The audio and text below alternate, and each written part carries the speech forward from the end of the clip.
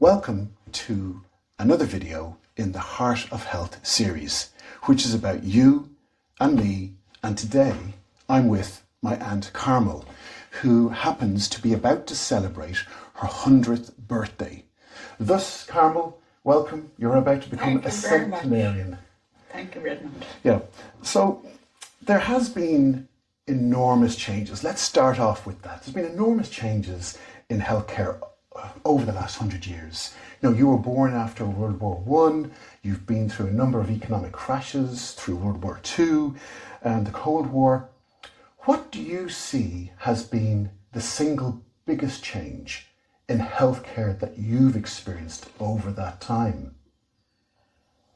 Well, normal healthcare, by which I mean more or less day-to-day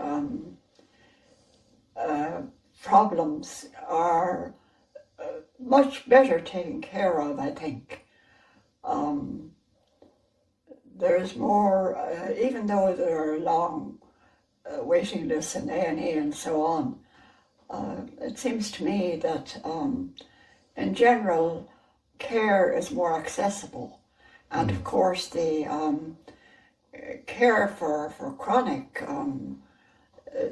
diseases has been miraculously improved by medical science. In the old days, if you had cancer, that was the end of life. Nowadays, people survive with cancer for many years. And if we go back to when you were, let's say, a teenager or in your early 20s, as we go through the 30s, the 1930s and 1940s, would you say you felt more vulnerable then than you do now? You mean as regards health? Indeed. No, I never felt vulnerable about my health. I'm fortunate to have enjoyed good health throughout my life. I never spent a night in hospital until very recently, when I had a fall and they kept me overnight to check my scan. That was my first hospital experience at the age of nearly 100. Goodness me. And was that a good experience that you had? It was okay, because I was only under observation. I wasn't getting any particular treatment. But the idea of being monitored with every breath you take, like nurses and so on were rushing in every minute to see that I hadn't fallen or whatever, that I found very trying and Indeed. And of course, you are one of 8, of which one other is a survivor. My own father is still alive. 6 of your siblings have since passed. Have you any observations about what they went through and any views about those? Well, of course, the reason why they all predeceased me was that they were all, except for one, they were all smokers and drinkers. Aha. And smoking in particular, as in the case of my husband, his life was cut short by a pulmonary disease, which although he had given up smoking in his 40s, the damage had been done. And his eventual death was caused by a pulmonary condition, which originated with smoking. And currently, if we come to present day, do you have any fears when it comes to healthcare? You've been very fortunate during your lifetime, clearly. But is there anything that you would be fearful about in regards to your current situation and health? Well, my main fear would be being disabled to the point where I wouldn't be able to take care of myself. At the moment, I live on my own, and I do have help during the day, but in the mornings I'm able to get up and make my breakfast and shower, and I would be fearful that I might become physically disabled so that I wouldn't be able to do that. For example, my mobility is very bad. I mean, I literally creep from my bed to the bathroom and to the kitchen in the mornings. And I fear that as time goes by, and of course it won't be a very long time, that's the consoling part, I wouldn't be able to do that, and I'd have to have help. Indeed. And if we move to a broader context, and I've mentioned about your siblings and, you know, your own position, at the outset you mentioned about, you know, the queues and the waiting in hospitals that you're aware of. Would you have any view in regards to what you read and what you're aware of into how there should be a different approach to fixing the current problems in healthcare? I suppose it comes down to the availability of resources. I mean, there have been recent crises in A&E hospitals in Ireland, and there was one case of a death which was caused by the fact that the young woman who was admitted needed immediate attention and was in A&E for more than 10 hours before she got it, as a result of which her condition deteriorated. So, and the reason for the delay was that there were not enough nurses and doctors and maybe bed space available. So it comes down to the availability of resources being put into the facilities in the hospitals and into the employment of doctors and nurses. And of course we've got a growing population. Yeah. Yes, not just in Ireland, but across the world. My father suffered from a lifelong disability, which was a result of his experience in World War One. He had a condition in his legs, in the bones, which was called osteomyelitis, and throughout his life, he had to have special care for that, and that varied. But he did get care in the Mater Hospital in Dublin. I remember where he was at one point, where I remember visiting him.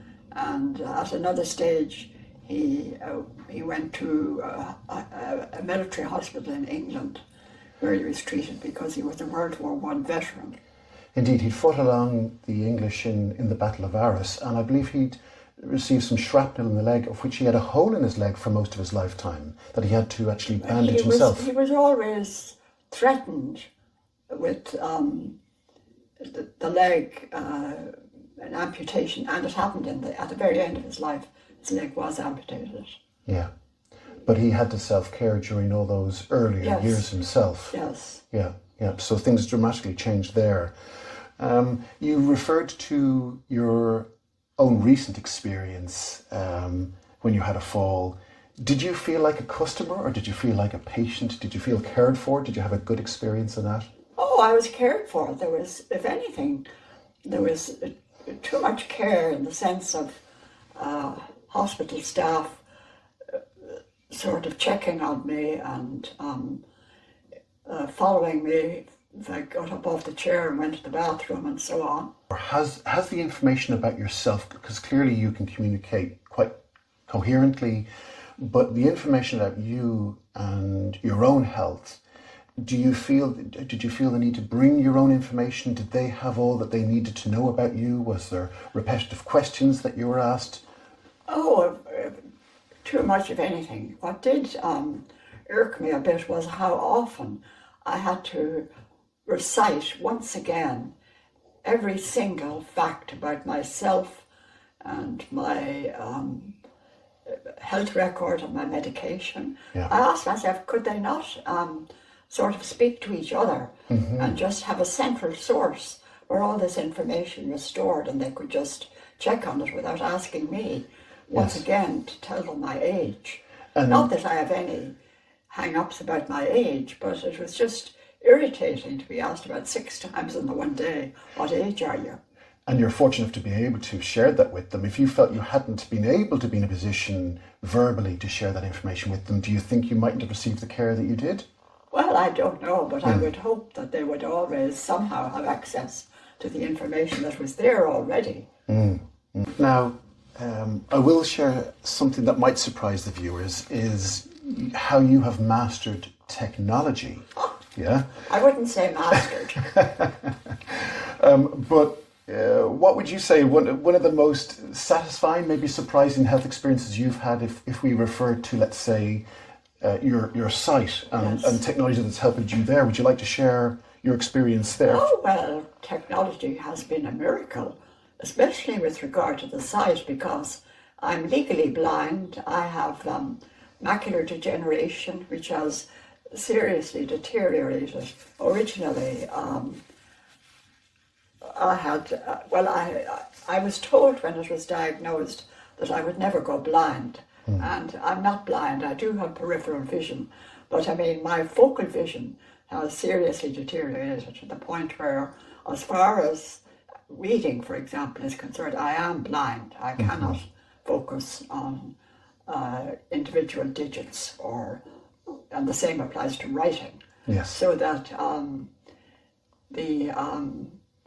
the technology of the reading machine, which you kindly and to me miraculously resourced for me, Redmond, has made all the difference to me, that I can now just put a document or a book onto the machine and magnify it to whatever level I need and just read it. Yeah. That has been just a miracle. Yeah. Another one that I think is worth sharing around your health experience of late, where you recently took out a trial in a local care home, right? Yes. And you know what you shared with me was that you went in, but that in some ways you felt like a prisoner. But one thing I thought was quite intriguing was what was missing from that from you, from a point of view, the social and intellectual stimulation. You know, because you're mixing with a variety of people who in some cases haven't had a choice and need to be cared for on a permanent basis. You've got the fortunate experience of being here with some supplementary help. But would you like to comment on those experiences where, you know, you want to have stimulation conversation, you want to be stimulated around you, but would you almost, like the way I visualized it was almost like a zombie experience in the evenings? Yes, that describes it very well. I tried to tell myself that this was a bit like being in a monastery when everything closed down after the evening snack supper at about 6 o'clock. And after that, you were in the home, you were really supposed to go to bed and be quiet. In a monastery, you would have various offices to perform in silence and so on.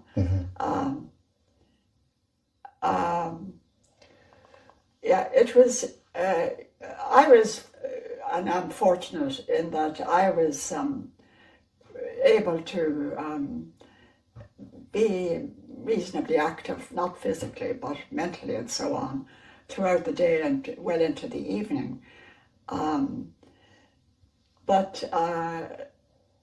Well, the whole place did shut down.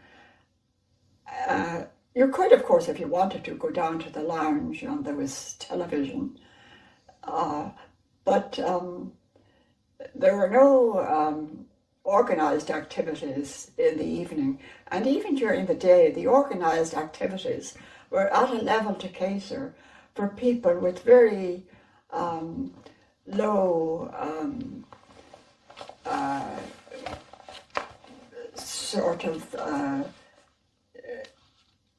a low level of actual engagement, you know. Yes. People who are content to watch television, for example. Yes. And I did try to socialize as much as possible, but I didn't find that the people, the other residents in the care home were very sociable. Most of them seemed to have just want to be on their own. And I found that disappointing, and I did feel that in a home where there were over 100 and maybe 150 residents, that there must have been people there who would be interested, like me, for example, in discussing current affairs or books or sharing travel experiences, all these subjects of conversation that stimulate you. And I wondered if there wasn't any way of facilitating people with those kind of interests to get together and support each other Yes. socially. Sounds like there's something there that could be done to aid that. You know, you can use a PC, you can do web calls, you can use a smartphone. Maybe there's a way of facilitating that into the future. So maybe wrapping up, obviously over the last 100 years, you know, back then there was 2 billion people. There's now 8 billion people in the world. People back then were dying of infectious diseases like smallpox, polio, measles, all since virtually wiped out thanks to vaccines.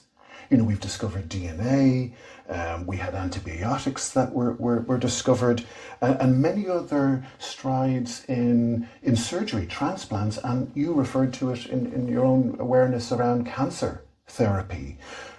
Today's problems have moved on to modern infectious diseases like HIV. You know, we've had the recent situation with COVID. So we seem to have gained the power to fix the problems that Mother Earth laid at our feet of old, but we've gone on to create our own problems, you know, almost those things like cardiovascular disease that you referred to. Would you say, in conclusion, is there hope for us, Carmel? Is there hope for humanity in overcoming that? Oh yes, I mean, on the evidence of past centuries, there's always hope. I mean, look at the way things have developed. There was a time when they didn't understand the circulation of the blood. You know, Yes. there's marvelous discoveries are made every year that we live, and there's no reason to suppose that that won't continue. After all, there's still space out there to be investigated. That may bring us more answers as well as more problems, I'm sure. Yes.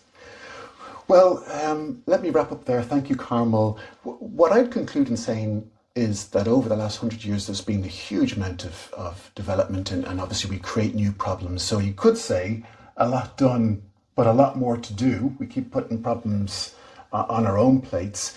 I see one of the biggest benefits in recent decades is around pain care management from the perspective of a patient, being able to manage people's pain, certainly towards end of life and different experiences. So we have many new ways of fixing problems, but what I also see is that things are quite fragmented in each, almost like in silos, as we get into more and more specialisms. And then there's this sort of need to join this up. You know, you experience the problem of your experience of them not having all that information on you that they should have, you know. And in the same way, as we build these new ways of tackling very specific issues with us as a patient through our lifetime, there is a need more than ever to join this information up, to join that data up, so that people get a holistic view, and we are able to involve ourselves in healthcare, our healthcare, would you say? Yes, I would quite agree. And to be aware from an early age of the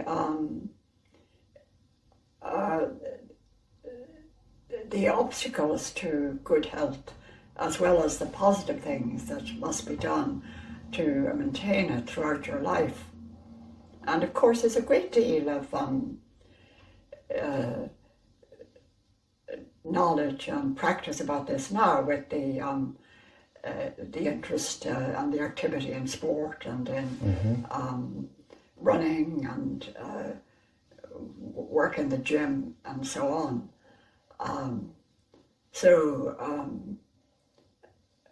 To some extent, things are moving in the right direction, that young people nowadays are conscious of the necessity to maintain their fitness, for example, and watch their weight and so on.